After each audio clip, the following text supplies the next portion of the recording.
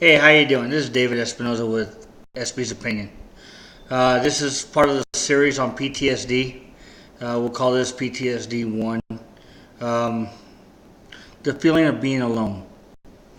I have started and stopped this video a number of times already. I wrote down a list of what I wanted to talk to in each series, and this was like the biggest part of all the series, I guess, or the most important, but it's also for me one of the hardest. Um, PTSD, post-traumatic stress disorder. Events that have happened within my life while I was in service, out of service, things that I've done for my country, no matter how you see it, have contributed to the PTSD that I have. It is my PTSD, doctors say it's severe. I have traumatic brain injury, TBI. I have holes in my brain. I've had concussions that have knocked me out from what I could tell just a couple of minutes to my longest one was almost 45 minutes, I think it was. Yeah, I think that last one was about 45 minutes, what I was told. PTSD and feeling alone. For me, this service member right here, I could be in a crowd of people and feel like I'm by myself. I could be with my significant other, with my wife, and be by myself. I could be with my nephews. I can be with my kids. I'd be talking to a group of people, and I still feel like I'm by myself. When we truly are alone, or when I'm alone, our brains tend to go everywhere. We think about everything. Sometimes we think about the things that we've done, the things that we've seen, the things that happen in our life. For me, I have a variety of things that happened while I was in service, and through my injuries, and through the times I was blown up,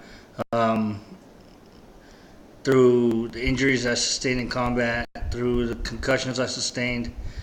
Understand that I never really have a grasp on it. Some of my deployment I don't remember at all. Some things I wish I could forget. Oh God, I wish I could forget them, but I don't. There are missions that I go through that I relive.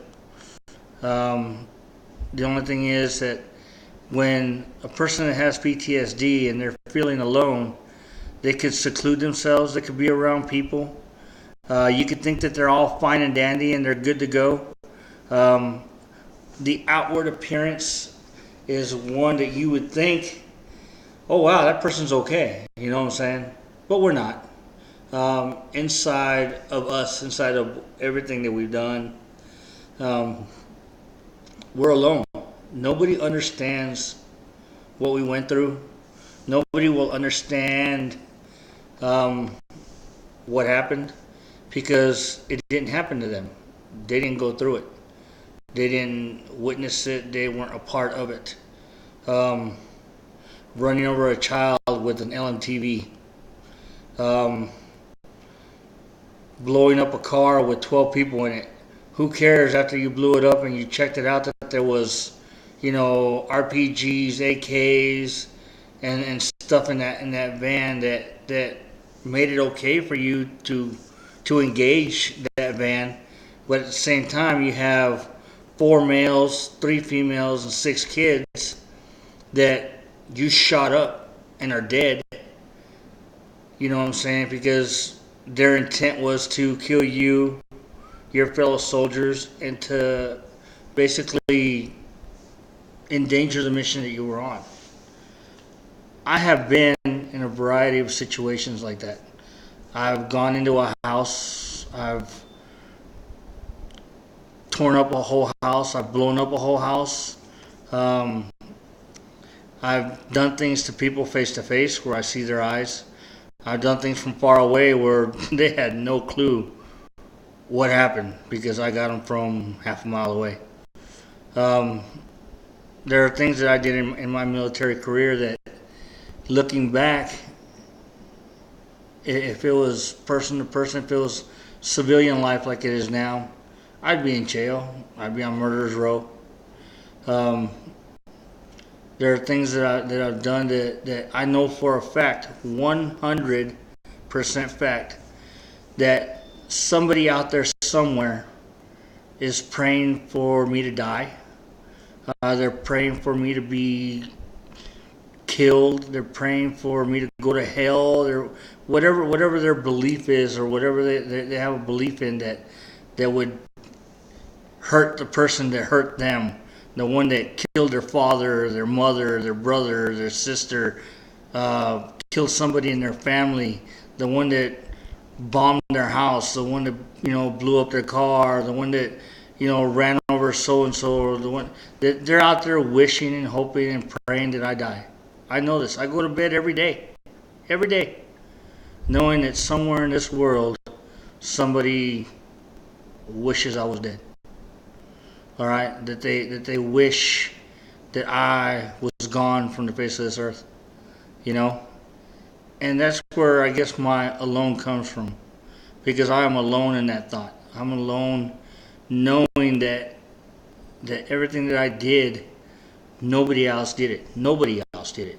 Even though other soldiers have had combat issues, or have gone into a house, have cleared a home, cleared a building, have shot this person, that person, run over this person, or they went ahead and continued with their mission.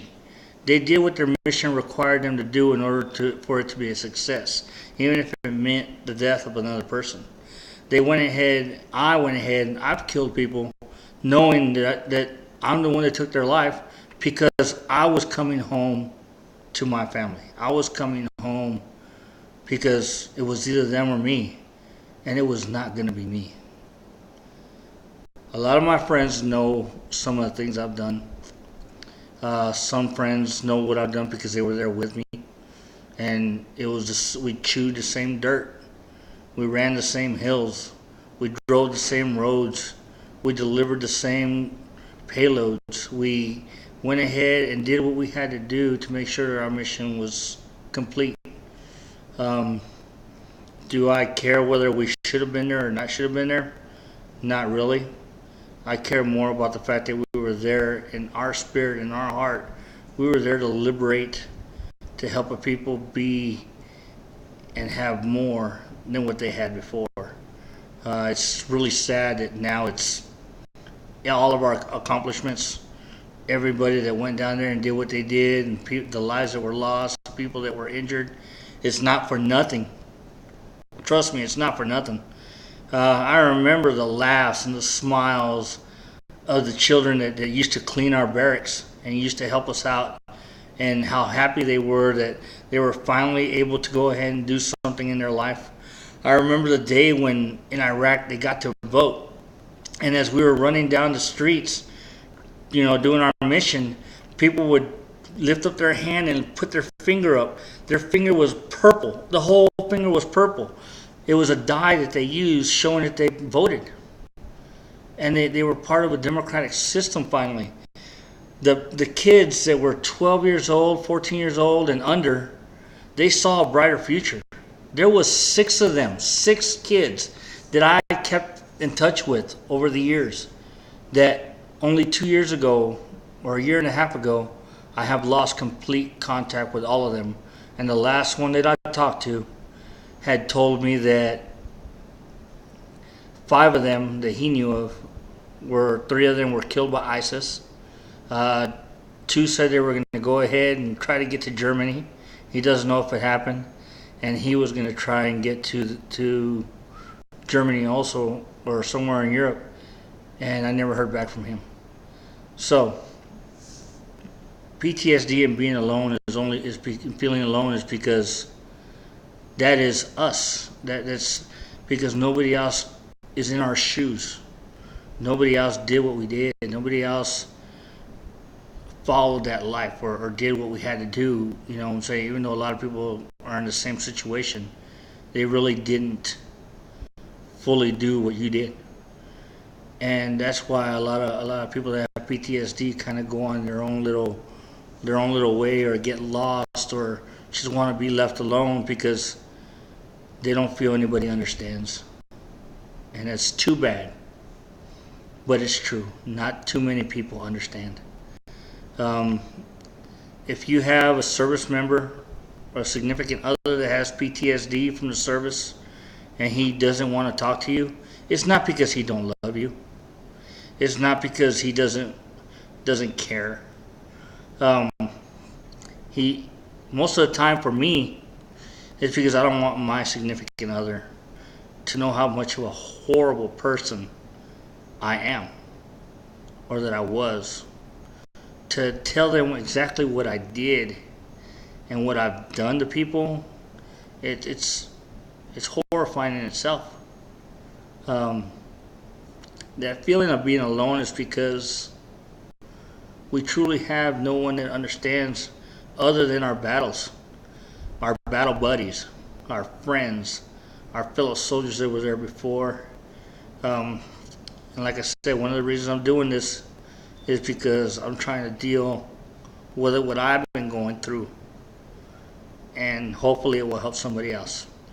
So, the feeling of being alone, it's personal to each individual, and it's usually because of what they've gone through and they feel nobody will ever understand.